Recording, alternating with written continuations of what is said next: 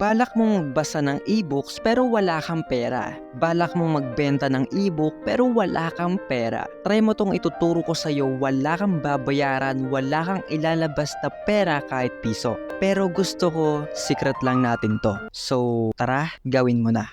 Punta ka lang sa mga browser na ginagamit mo at i-search mo ang libgen.is. Kapag nandito ka na, pinutin mo tong detail para makita natin yung cover ng ebook. Tapos, i-search mo na yung gusto mong ebook na i-download. Halimbawa, The Power of Habit. Tapos, pindutin mo na tong search button.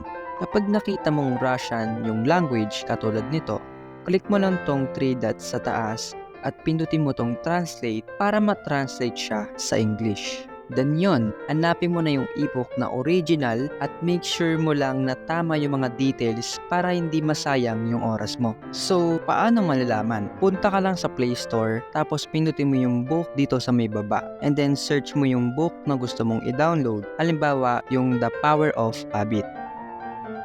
Nandito na yung title at yung sumulat ng ebook. Basta check mo na lang ng mabuti. Kapag nahanap mo na yung tamang detalye, click mo na tong mismong ebook. Kapag nandito ka na, click mo na tong get dito sa may taas. Then yon, magda-download na siya at hintayin mo na lang matapos. Kapag tapos na, punta ka sa Play Store at i-download mo ang Pocketbook Reader. Para saan to? Dito mo babasahin yung mga e-books na dinownload mo. Recommended ko to kasi halos lahat ng format kaya niya at libreng-libre lang gamitin at walang ads na disturbo. Kapag na-download mo na, i-open mo na. Saan mo makikita yung e-book na dinownload mo? Simple lang yan. I-refresh mo lang ng 3 beses kagaya nito.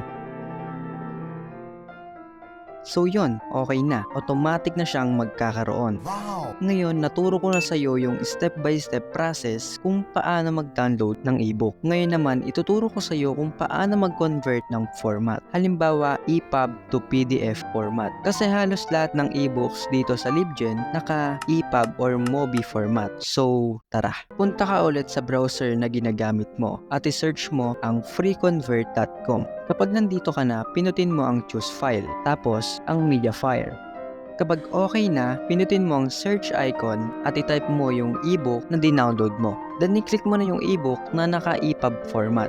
Kapag okay na, make sure mo lang na yung output is naka-PDF. Tapos i-click mo na yung convert. Then hintayin mo na lang siya ng mga ilang minuto. Kapag okay na, click mo na yung download tapos hintayin mo lang matapos. Paano malalaman kung na-convert na siya into PDF? Punta ka ulit sa Pocketbook Reader at pindutin mo tong search icon and i-type mo yung ebook na dinownload mo. Then yan, naka-PDF format na siya. Ganyan lang kadali mag-download ng ebook kung wala kang binabayaran at pwede mo pang ibenta o kaya basahin mo na lang. Kung may mga tanong ka pa about dito, sabihin mo lang at sasagutin kita sa comment section. Kung gusto mo pala malaman yung 5 apps na libreng-libreng gamitin, lalong-lalo na kung content creator ka, business owner, empleyado, freelancer at estudyante, panoorin mo to. Subscribe.